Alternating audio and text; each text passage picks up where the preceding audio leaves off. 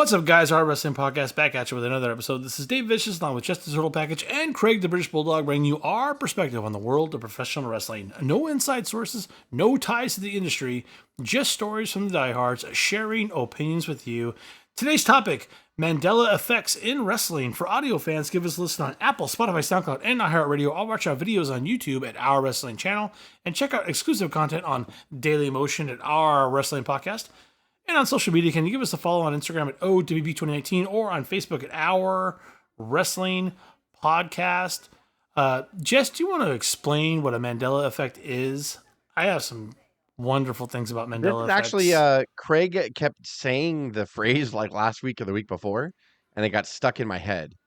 Craig kept saying like he was trying to remember stuff. He's like, I don't know if this is the Mandela Effect or not. And then it stuck in my head. And then I was like, what are we going to do this week? And then earlier in the week, I was like, oh shit, wrestling Mandela Effects. Like, why don't we do that? Like, there's a lot of stuff that people remember. So the definition, correct me if I'm wrong, right, Craig, it's like when a large group of people believe something happened a certain way, even though it didn't. Like, correct. Exactly. Yeah. A collective memory diverges from like historical records. It came from thinking Mandela died in the 80s, but he didn't. He was like 2012 is when he kind of passed. When he passed? Yeah. Like a big one is like Mr. Monopoly. Everyone thinks Mr. Monopoly wears a monocle, but he never did.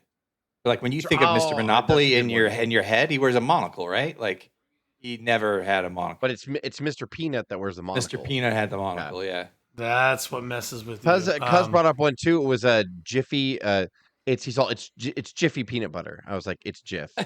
Choose you, moms. Choose it's always Jif. Been Jif. I remember growing up with that. Yeah. But everybody thinks it's Jiffy peanut butter.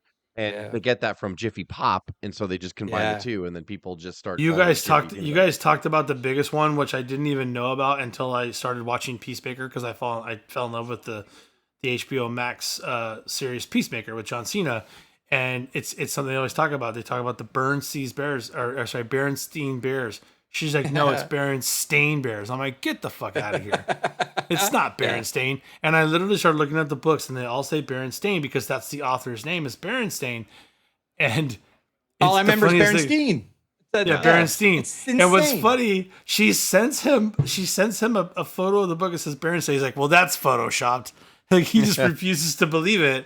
And I'm like, that's such a prime example. I totally thought it was Berenstain just because I guess it just made sense. Berenstain, like, what is that? Like, that doesn't make sense. Berenstain sounds like a name. So we all assumed it was Berenstain. One that sticks out to me is Sally Field's Oscar speech.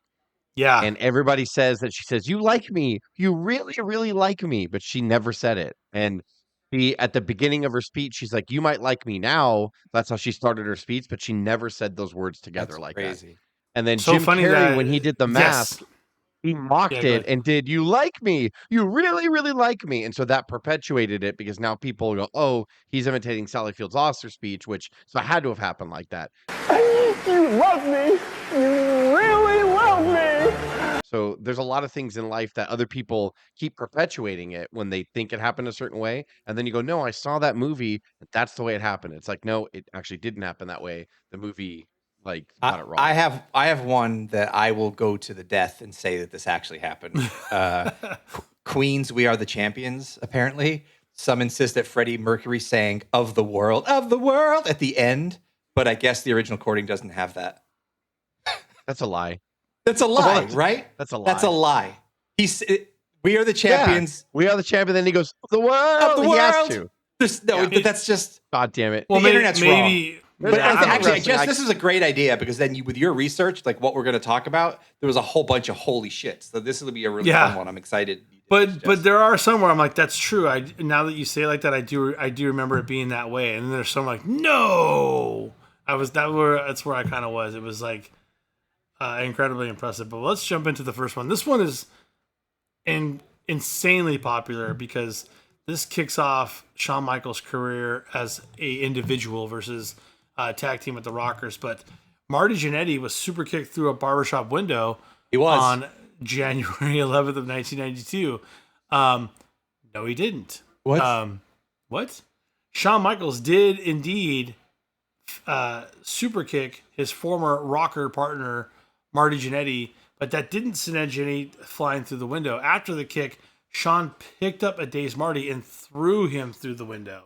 Oh my God! Right through the glass window of the barber shop! Chinetti tried to dive through the window to escape. Did you see that? Are you blind? What an act of cowardice! Oh, he's hurt. A plate glass window.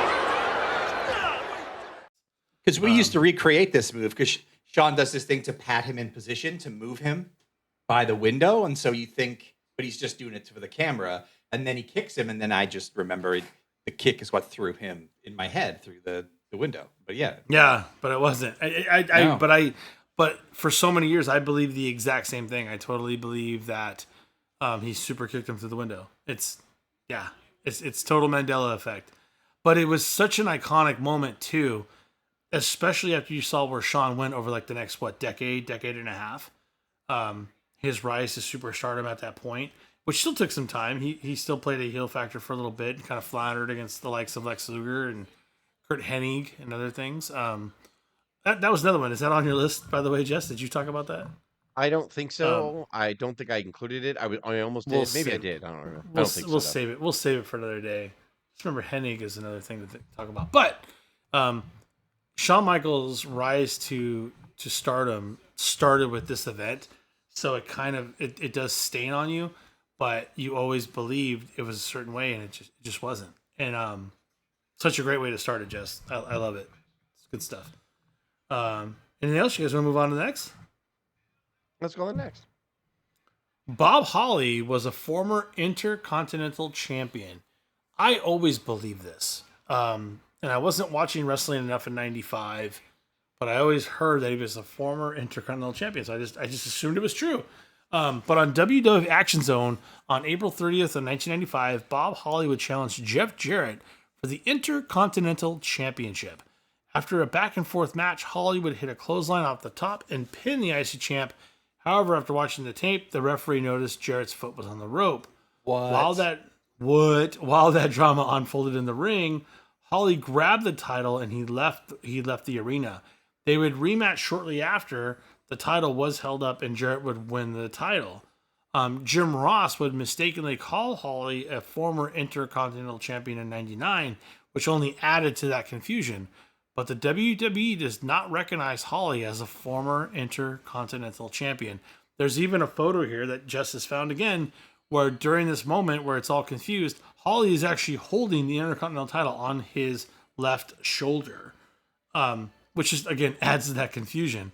But if you look at the history of it, you look at Wikipedia and WWF, WWE, Holly is not an Intercontinental Champion in this reign or any reign.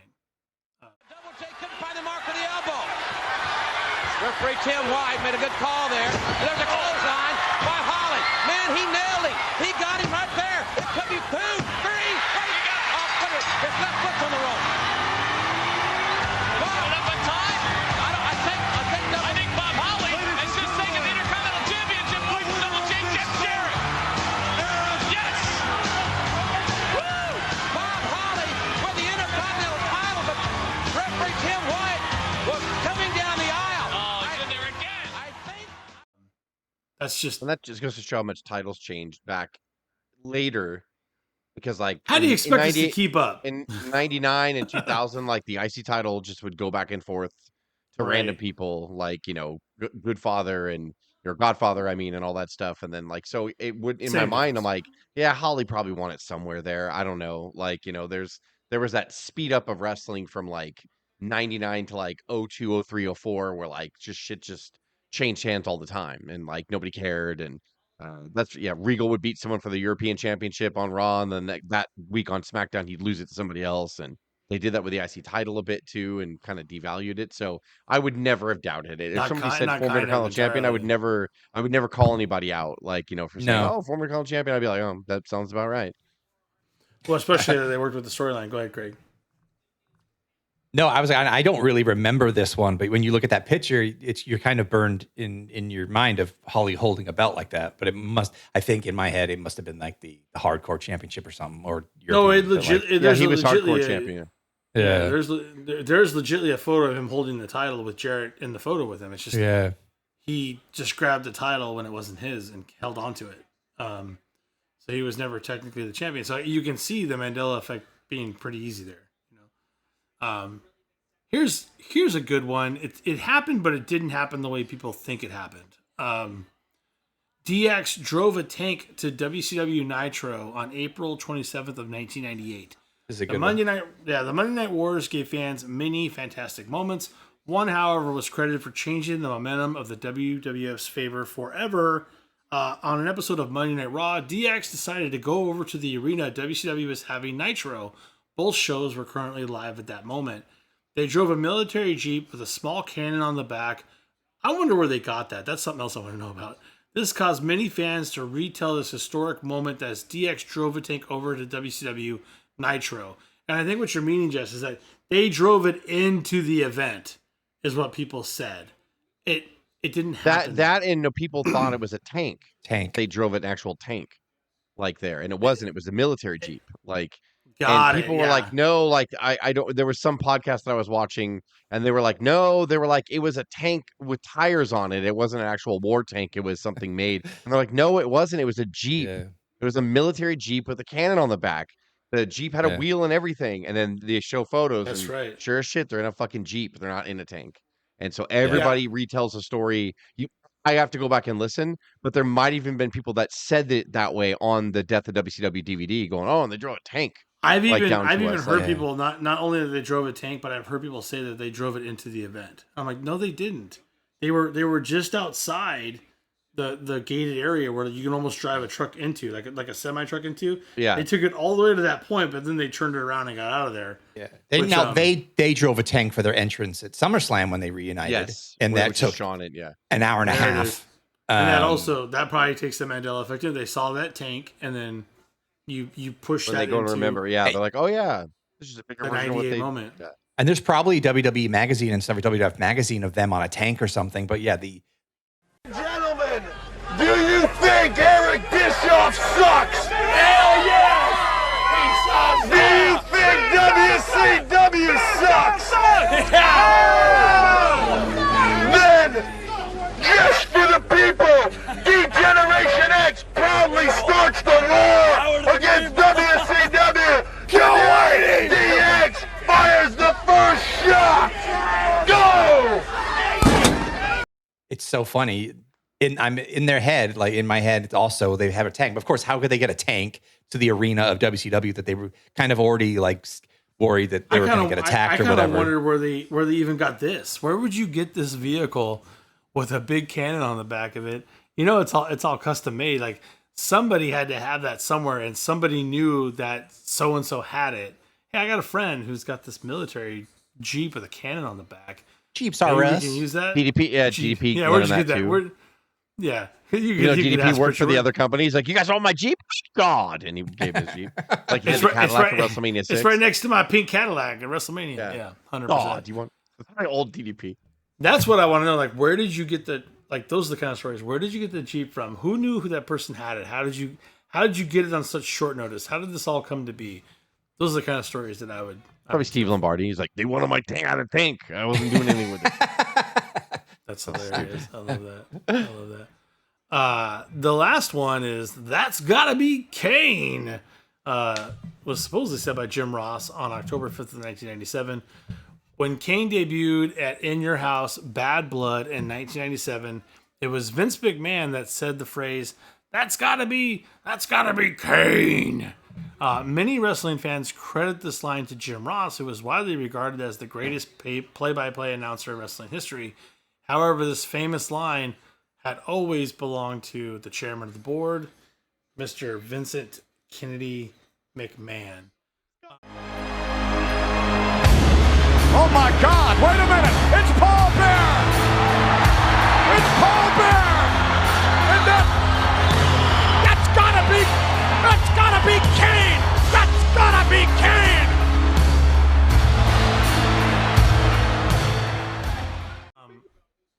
I wonder why that is. Because I can tell you that every time I saw the replay, I can tell that's Vince saying that's got to be Kane. So this one kind of confuses me as to why. I mean, I'm sure there was a line somewhere where he said that's got to be Kane in another segment. There's a million of JR saying Kane, and oh my God, it's Kane. But I think Oh my God, that's got to be it's Kane. the debut, yeah.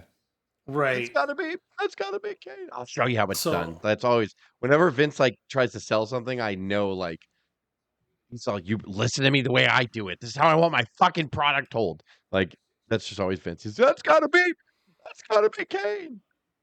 Look at him, he's back. Man. Was JR there or no? Yeah, he was with the company, I'm pretty 98, sure. yeah, he was Okay. there. 90 it was 97 and I don't remember he might have been commentating with Vince. There was some pay-per-views where he was there. It was Vince and JR and Lawler sometimes like when Vince wanted to put himself in.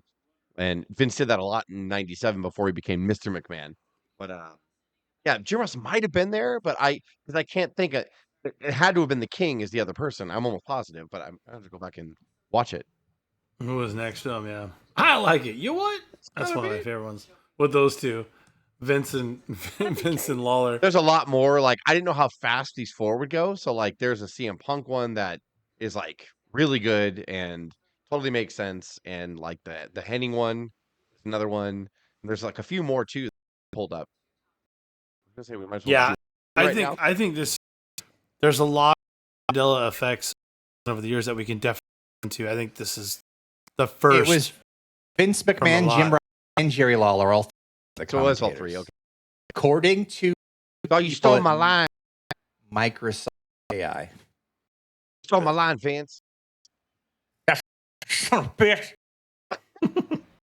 That's not Kane. He hits him like right after he says it. No, it's not. Gotta be Dumbass. Kane. Probably not. I I don't. Vince. I don't. Not- What?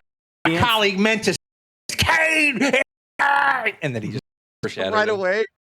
No, But what's that's not Vince. Yeah, Mandela everybody effect. like when they do the impression of him. I was like, he always talking sound bites. He just did that. He got older, like he would sound bites on purpose. Watch his He was early like- WCW. Crazy, he like was how like calm that. and It, different guy. By play stuff was amazing. Yeah, it was on all. Fans. Oh, They didn't punch up his voice either. Like it was just kind of light hair champions Yeah. from Yes. Columbia, South That's actually Carolina. Like younger Jim Ross, like Yeah. cut hair, think struggling. Like, he's just actually talking like one of us. Yeah. He's all excited. Like yeah, his Yeah. younger Oh my God, days it's was true. just fucking amazing. Aaron gets a lateral press here. Yeah, 100%. Tell you what, I talked yeah, Polly in the back, and like he's just Wh- like all sidebar. But when you're in a loud arena, like when Raw got so huge, like all he Yeah. could do was just scream like at a time. Yeah. We never would mean to make fun of his Bell's palsy. We by the love way, Jim we're just Ross, everybody. we love Jim No, Ross very, very but much. again, it's Mandela effect all the way because we keep using that particular part of his chain and accident, but it wasn't a big part of his career until much later. He actually sounded completely different when he was put on some of his best work in WCW and in the early years of WWF. So it's crazy stuff. For audio fans, give us a listen on Apple, Spotify, SoundCloud, and iHeartRadio, or watch our videos on YouTube at Our Wrestling Channel, and check out exclusive content on Daily Motion at Our Wrestling Podcast. On social media, give us a follow on Instagram at O.W.P 2019, gotta or be. on Facebook gotta at be Daily Our Motion. Wrestling Podcast. For Jess, Craig, and myself, this is the O.W.P signing off. Have a good one.